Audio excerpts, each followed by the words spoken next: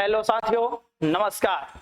प्यारे साथियों, मैं स्वागत करता हूं आप लोगों का आपके प्यारे से platform learn with UK sir. आज के इस क्लास में हम लोग ट्रिगोमेट्रिक पढ़ेंगे। ट्रिगोमेट्रिक के सारे फॉर्मूले को इस क्लास में हम लोग देख लेंगे, बेसिक से चलेंगे और एडवांस तक चलेंगे।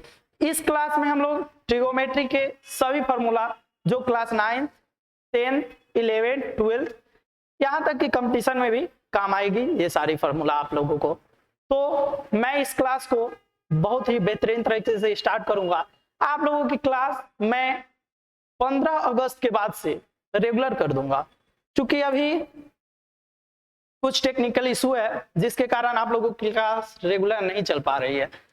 यहाँ पे @लर्न विथ यूके सर में आप लोगों को फ्री ऑफ कॉस्ट क्लास 9, 10 की शिक्षा दी जाएगी। इस क्लास में हम ट्रिगोमेट्री के सारे फॉर्मूले को बताएंगे और आगे हम लोग साइंस का कंटिन्यू करते रहेंगे। तो चलिए क्लास को स्टार्ट करते हैं।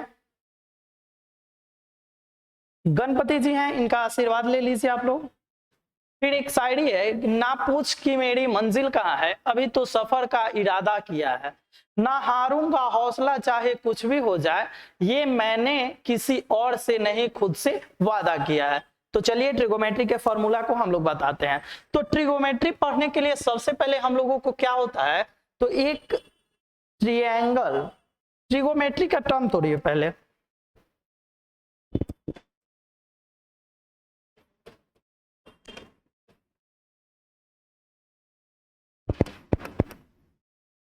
ट्रिगोनोमेट्री, ट्रिगो यानी ट्रायंगल, मेट्री यानी मेजरमेंट।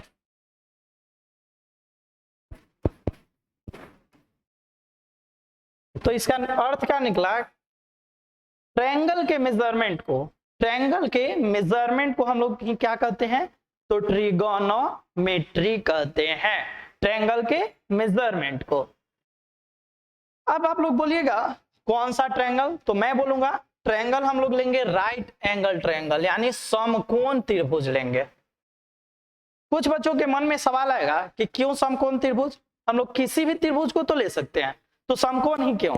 तो बच्चों मैं आप लोगों को बता दूं, यदि किसी भी त्रिभुज को हम लोग लेंगे, किसी भी ट्रायंगल को लेंगे, तो ट्रायंगल के आप लोगों को पता होगा कि ट्रायंगल के सभी कोणों का मान कितना होता है, सभी एंगल का मान 180 डिग्री होता है। तो यदि मैं कोई दूसरा ट्रायंगल लेता हूं तो सब 3 कोण होता है, तो तीनों का 60-60 मान होगा। तो हम लोगों को नाम करना डिफिकल्ट हो जाएगा कि किसको परपेंडिकुलर मानो, किसको हाइपोटेनस और किसको बेस मानो। इसीलिए हम लोग यहाँ पे समकोण त्रिभुज राइट एंगल ट्रायंगल लेते हैं कि यहाँ पे हम लोग नाम अच्छे तरीके से बता सके। तो जो अब यहाँ पे हम लोग देखेंगे, तो ये तो समझ गए कि ट्रायंगल समकोण त्रिभुज क्यों लेंगे। तो यहाँ पे समकोण जहां पे 90 डिग्री का कोण बनाएगा, उसके आमने सामने की भुजा को हम लोग कर्ण और इंग्लिश में हाइपोटेनस कहते हैं।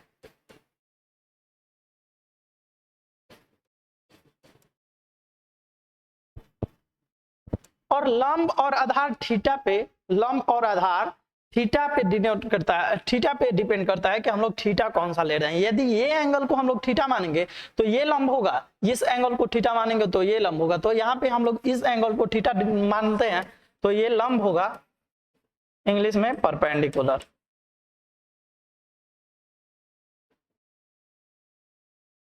और ये बच गया सो बेस। ठीक है, चलिए आगे चलते हैं। अब यहां से मैं भी ये भी बता देता हूं आप लोगों को कि यहां से 6 रेशियो निकलते हैं। त्रिकोणमिति का 6 ही अनुपात होता है, 7वां अनुपात नहीं होता है। तो आप लोग पूछेगा कि सर 6 ही क्यों होता है, 7 भी तो बना सकते हैं, 8 भी तो बना सकते हैं। तो ऐसा बिल्कुल नहीं है। देखिए, एक हम लोग इससे और इससे फॉर्मूला बना सकते हैं, एक इससे बना सकते हैं और एक इससे बना सकते हैं। इसके अलावा किसी और से हम लोग फॉर्मूला बना सकते हैं क्या? अब इसको उल्टा करके 3 और बना लेते हैं, यानी 3 और 3 6 ही फॉर्मूला बनाया जा सकते हैं इन को यूज करके। तो चलिए हम लोग अब देखते हैं कि वे कौन कौन सी रेशियो है। तो सबसे पहले आते हैं sine theta is equal, second में आता है कॉस थीटा थर्ड में आता है टेन थीटा, फिर इसी प्रकार से आता है कोसेक थीटा, सेक थीटा और कॉट थीटा।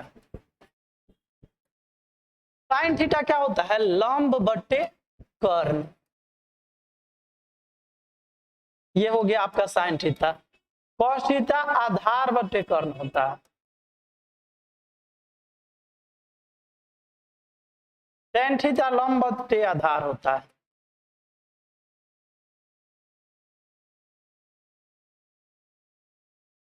साइन का उल्टा कौशिक होता है, यानी कर्ण बटे लंब, कर्ण बटे आधार और आधार बटे लंब।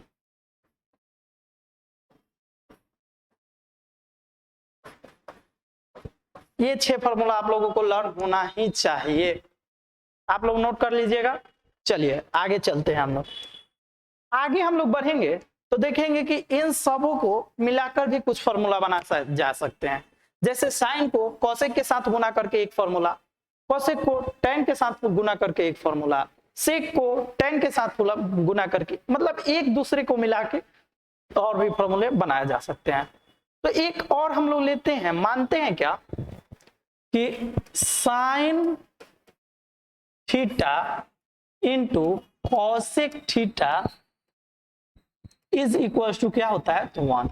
अब आप बोलिएगा कि सर इसको आप प्रूफ करके बताइए ये कैसे 1 हो जाएगा। तो चलिए प्रूफ करते हैं। साइन थीटा को हम लोग क्या लिखते हैं? परपेंडिकुलर, यानी लंब बटे आधार P बाई एच, और कोसेक थीटा को मैंने बताया H बाई P। इसी प्रकार से इसको इससे इससे इससे काट के कितना आ गया? 1। प्रूफ हो जाता है यहां से।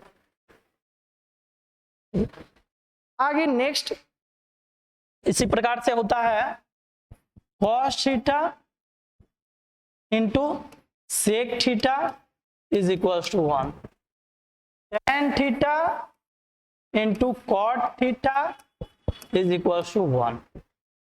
ठीक है, नोट कीजिए। चलिए स्क्रीनशॉट लीजिए फटक से। आगे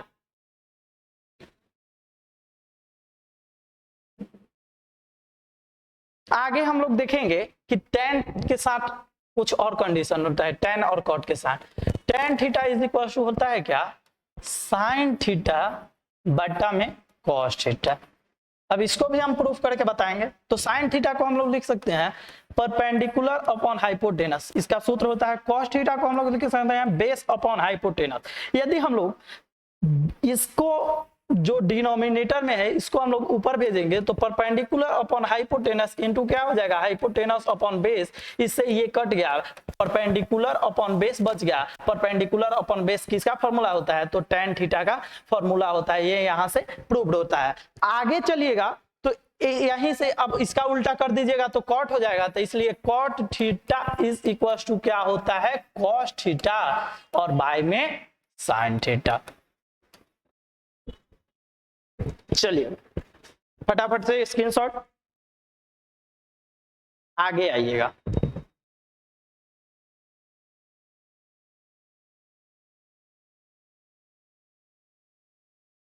थोड़ा सा आगे और हम लोग बढ़ेंगे तो देखेंगे क्या अब होता है क्या?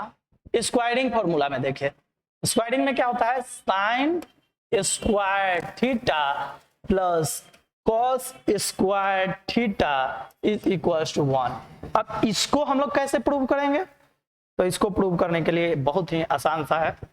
इसको क्या लिखते हैं हम लोग? तो परपेंडिकुलर अपॉन हाइपोटेनस का स्क्वायर लिख सकते हैं, प्लस में इसको बेस अपॉन हाइपोटेनस का स्क्वायर लिख सकते हैं, यानी कर्ण बटे आधार, लंब बटे कर्ण का स्क्वायर, आधार बटे कर्ण का स्क्वायर। यहाँ से लंब का स्क्वायर बटा में आधार का स्क्वायर लिख सकते हैं, प्लस में बेस का स्क्वायर प्लस में हाइपोटेनस का स्क्वायर इसको लिख सकते हैं। यहाँ से हो गया हाइपोटेनस का स्क्वायर और perpendicular square plus base square is equal to क्या होता है? Perpendicular square upon base square is equal to hypotenuse का स्क्वायर होता है और ये भी हाइपोटेनस का स्क्वायर है। हाइपोटेनस से हाइपोटेनस कट जाएगा, 1 आ जाएगा। ये यहाँ से आपका प्रूव होता है। अब हम बताएंगे ये वाला एक स्क्रीनशॉट लीजिए, उसके बाद हम बताते हैं ये perpendicular square plus base square कैसे हुआ। ठीक है, तो एक आप लोगों के सामने एक आते हैं मैथमेटिशियन जिनका नाम क्या था, पाइथागोरस।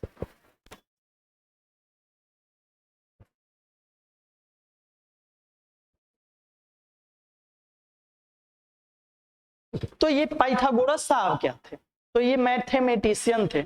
इन्होंने क्या बताया था ट्रिगोमेट्री में, इन्होंने बोला था कि लंब का स्क्वायर प्लस में आधार का स्क्वायर कर्ण के स्क्वायर के बराबर होगा। ये कौन बोले थे, तो ये आपके जो है पाइथागोरस साहब बोले थे। तो यहीं से हम लोग लिए थे परपेंडिकुलर का स्क्वायर प्लस में बेस का square is equal to hypotenuse का स्क्वायर। तो एक फॉर्मूला देख लिए, आगे फॉर्मूला है sec square theta minus tan square theta is equal to 1। अब ये कैसे, सेक स्क्वायर थीटा को हम लोग क्या लिख सकते हैं, हाइपोटेनस अपॉन बेस का स्क्वायर, ठीक है, माइनस में 10 को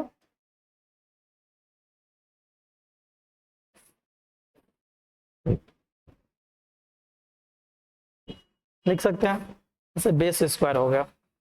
अब हाइपोटेनस का स्क्वायर है, हाँ हाइपोटेनस का स्क्वायर माइनस परपेंडिकुलर का स्क्वायर क्या हो जाएगा, बेस का स्क्वायर हो जाएगा। वहां से कर लीजिएगा पाइथागोरस साहब के प्रमेय से। तो बेस का स्क्वायर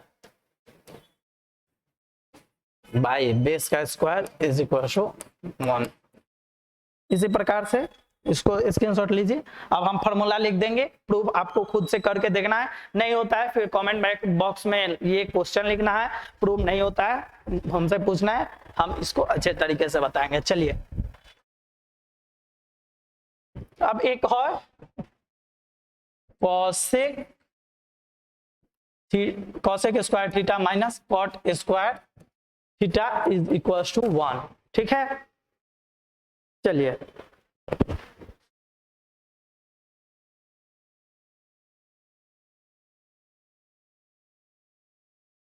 अब आप लोगों को हम बताएंगे एडिशनल फॉर्मूला के बारे में।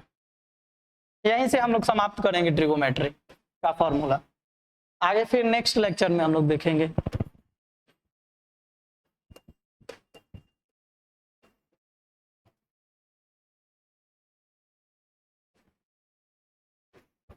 एडिशनल फॉर्मूला, अब एडिशनल फॉर्मूला क्या है, तो sign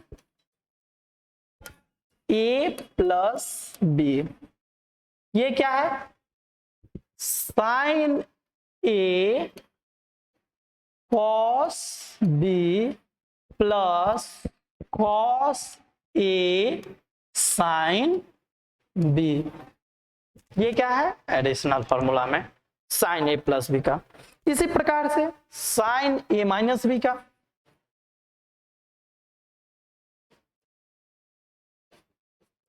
sign A cos B minus cos A sine B.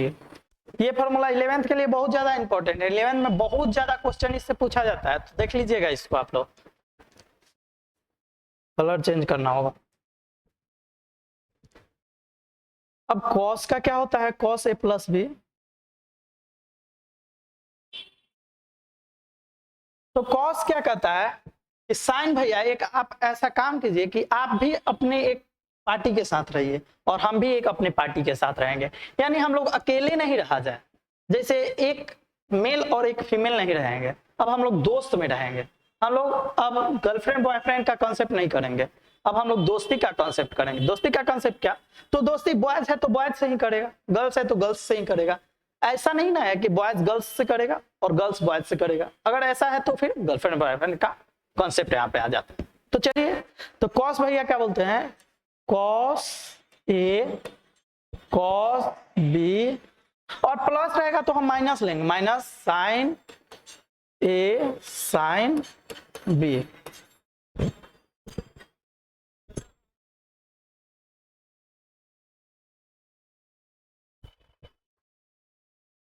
इसी प्रकार से cos a माइनस बी,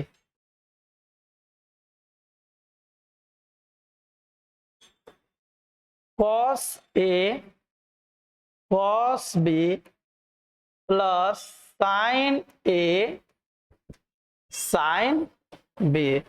बस इसके सिंबल को उल्टा कर दीजिएगा तो एक फॉर्मूला याद कीजिएगा, दूसरा अपने खुद से याद हो जाएगा।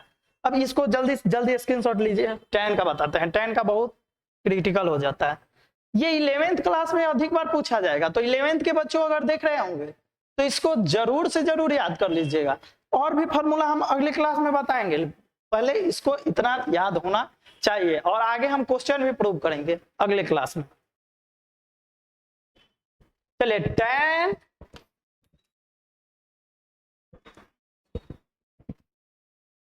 a प्लस बी को देखते हैं हम लोग। tan a प्लस बी क्या कहता है, tan a tan b divided by 1 minus tan a tan b। ये tan के साथ फॉर्मूला हो जाता है, इन सबको हम प्रूव करके बताएंगे, ठीक है। तो आप लोग ज्यादा सोचिएगा नहीं, इसको प्रूव ऐसे कर देते हैं अभी फिलहाल में। तो देखिएगा अगले क्लास में ही प्रूव करेंगे, छोड़िए। तब तक के लिए आप लोग अच्छी तरीके से अपना पढ़ाई कीजिएगा, ठीक है। अगले क्लास में मिलते हैं, तब तक के लिए पढ़ते रहिए, मुस्कुराते रहिए। जय हिंद।